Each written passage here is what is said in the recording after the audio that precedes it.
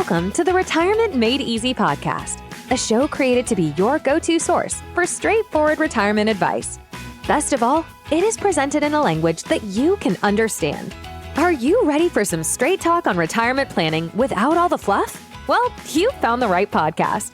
Here's your host, certified financial planner, Greg Gonzalez. In my opinion, it's great to have all three types of accounts, because you can have what's called a blended retirement income stream. And what I mean by that is, let's just say you had a measuring cup, and just imagine the different accounts that we talked about. There's 3 different pots in front of you. You take that measuring cup and you say, okay, we're going to take a little out of the Roth IRA, and that's going to be tax-free. Okay, good. We're going to take our measuring cup and we're going to measure how much we take out of the pre-tax account, the 401k or pre-tax tax-deferred type of account. All that's going to be taxable. And then we're going to go for another scoop out of our third type of account, which is our brokerage account. We're going to take a certain amount of money out of that, and some of it may be taxable, some of it may not be. And the last point I want to make about that third type of account, that brokerage account or non-retirement account. In a year like this, when the market's down, if you have any investments that are down, you can sell them, right? You can sell them and book a loss, which is called a realized capital loss. It's either a short term if you've owned the investment less than a year. It would be a long term if you've owned the investment more than 12 months. And you have the ability to deduct up to $3,000 in investment losses per year. You might be asking, well, what if I have 10 grand in investment losses? I only get to deduct $3,000 per year? Correct. And then the remainder, the $7,000 of remaining capital losses would flow to the next year and the next year after that. So you get to carry over those losses into future tax years. So there's a benefit there. Now, of course, we don't want to have losses in that non-retirement account, brokerage account. But if you do, at least you're able to deduct those on your taxes. Versus if you have a loss, an investment loss in your Roth IRA or your pre-tax IRA, guess what? You can't write those off on your taxes. So there's a lot of flexibility here if you do incorporate these 3 types of accounts. And in retirement, it's just best for, and this is coming from a retirement planner, we want to be very, very calculated with our withdrawals from each type of account. We want to plan ahead of time, meaning you can map out years in advance what your withdrawals would be from each type of account. And the only reason you would need to change those calculations of what your withdrawals or your scoops would be out of each account would be if the tax laws changed, your goals changed, or something like that.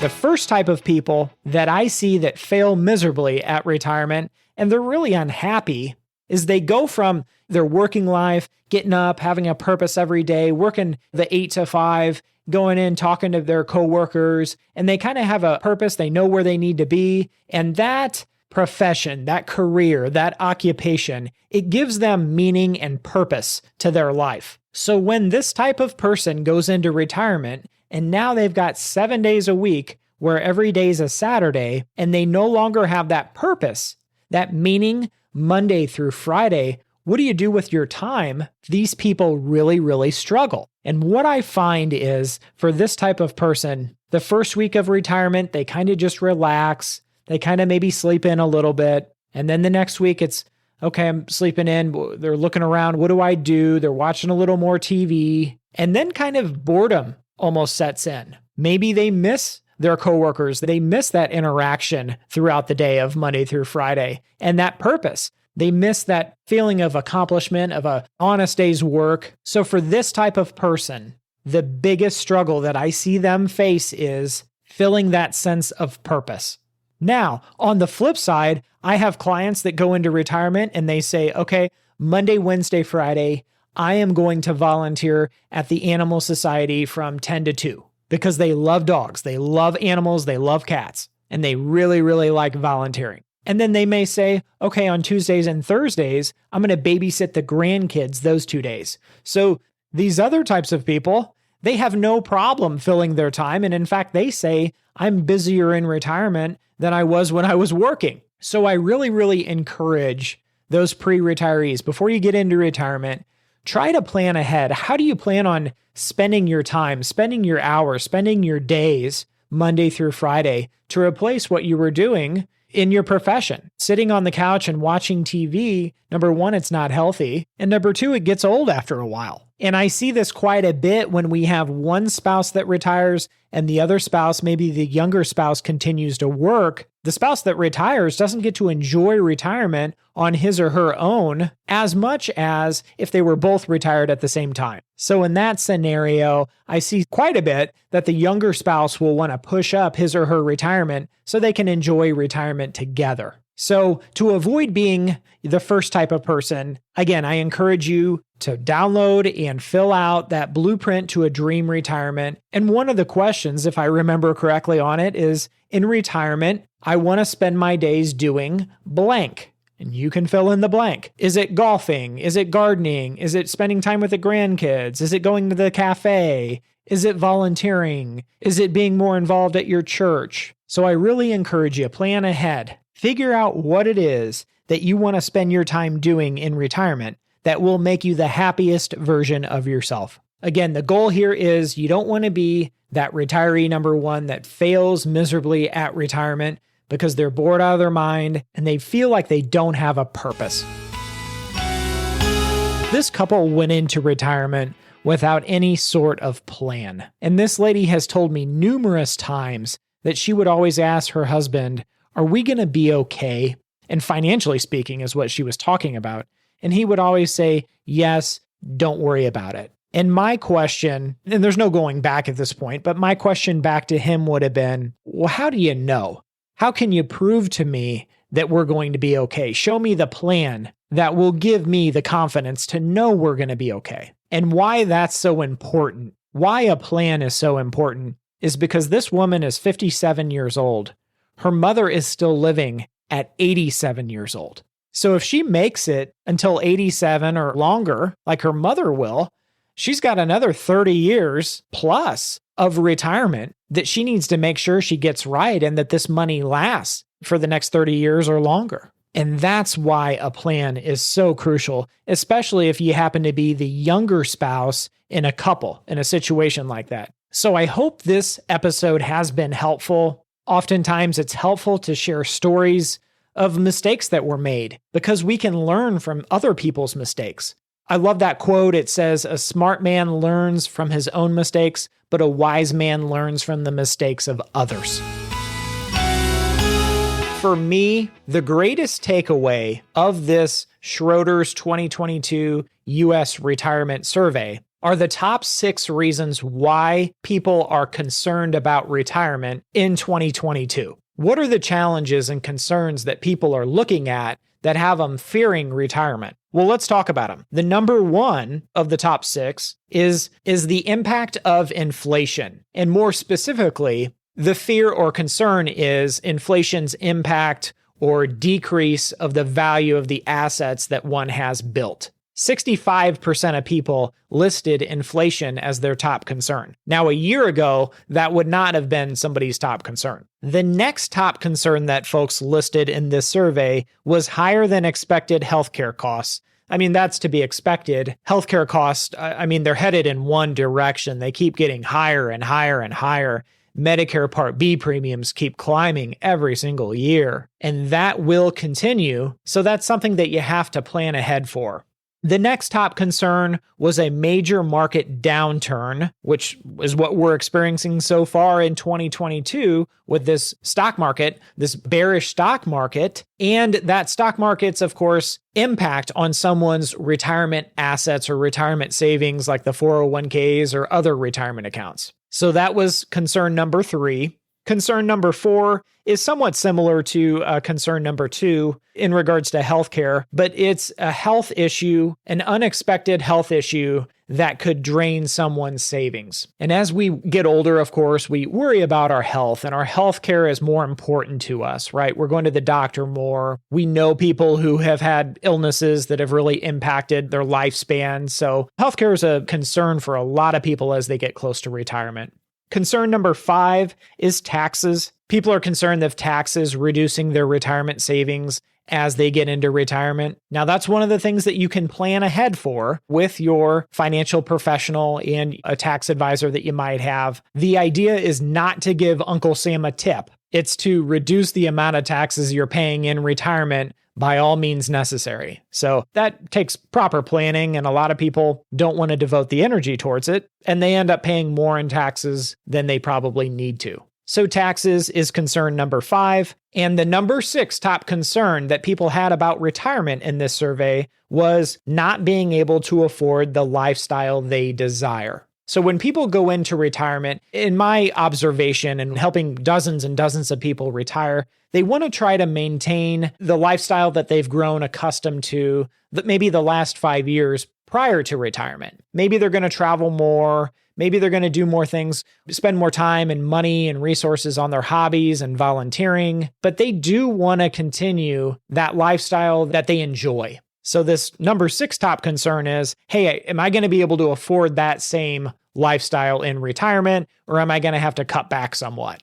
And I think really that ties into inflation. And, there's going to be a lot of people as prices go up and up and up. Well, people may travel less, they may cancel subscriptions, that kind of thing to cut back and reduce that budget. The worst retirement planning advice that I've heard in a long, long time. So I was talking to someone that was interviewing me, what I call a prospective client. They were interviewing me this week, and they had mentioned, I was asking about their current relationship with their current advisor to try to get a sense of the advice they had been receiving. And we were kind of talking about, in a roundabout way, the bucket approach to retirement planning. And if you're not familiar with this approach, I'll kind of sum it up, but I have a couple different episodes that are devoted to this topic, explaining the ins and outs of the 3-bucket approach, why it works, why it's so simple but yet effective for so many people. So check out those previous episodes. Those episodes are actually some of the most listened to or downloaded episodes on my entire podcast. So I'll refer you to those. But quite simply, 3 buckets. The first bucket is your emergency fund. We want to hold somewhere in the neighborhood of 3 months to 2 years of monthly living expenses. And this money needs to be liquid, accessible at a bank or credit union, preferably actually a credit union. We'll talk about banks more in one of the listener questions this week. And the reason behind the emergency fund is you're always going to have these big expenses that pop up, whether you need to replace your water heater, or your furnace goes out, or you need a new set of tires on your truck, or maybe need a new transmission out of the blue. That's the purpose of the emergency fund. I have a client that calls it the God Only Knows Fund. Then we have the next bucket. We have bucket number 2. The job of bucket number 2 is to produce an income that supplements your Social Security income. So the investments, the job that we give bucket number 2 is to produce a monthly income that we can rely on. Now, we're not going to get into the specifics of how you do that. It might be dividends, it might be interest, but the investments that you put in bucket number 2 produce this income. That's their main responsibility. Dave Ramsey says, imagine you have the goose lays the golden eggs, and the golden eggs are what you live on in retirement. You don't want to kill the goose, which is your original principle, but you try to just live off of the golden eggs to supplement your Social Security. I love Dave Ramsey. I'm a Dave Ramsey SmartVestor Pro for a reason, is because he keeps things simple and understandable to the average person out there. And then lastly, we have bucket number 3, which is our growth bucket, because we know the cost of living, healthcare expenses are going to keep going up and up and up. If you're retired for 30 years, over your lifetime, prices are likely going to triple during that time. So bucket number 3 allows us to keep up with our rising standard of living that we're going to need in the future. So as I was having this discussion with this individual this week, his financial advisor said, okay, if the stock market, our strategy is if the stock market starts to go down and thus your portfolio is going down temporarily, what we'll do is we want you to go out and get a home equity loan, and we'll draw the income that we need to live on for the next year, maybe 2 years, and we'll spend the equity in your home, and we won't dip into the income from bucket number 2, and we'll allow it to recover during that period. And this